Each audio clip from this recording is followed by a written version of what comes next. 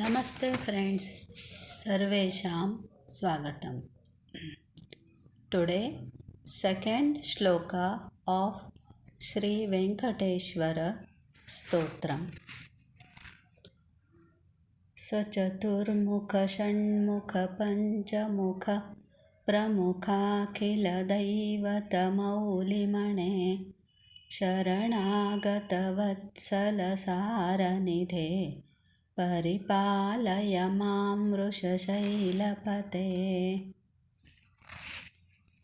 The Lord, who is the jewel of the crown of all gods who are important, like with 4 faces, that is Brahma, with 6 faces, that is Shanmukha, with 5 faces, that is Shiva. The Lord, who is the ultimate treasure, who loves his devotees, Lord of Vrusha Hill, please protect me.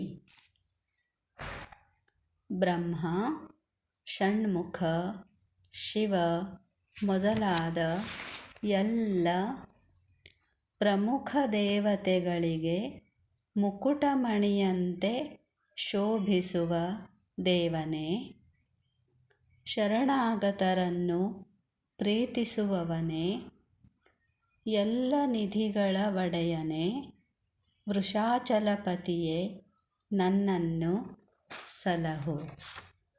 ಧನ್ಯವಾದಃ. Thank you.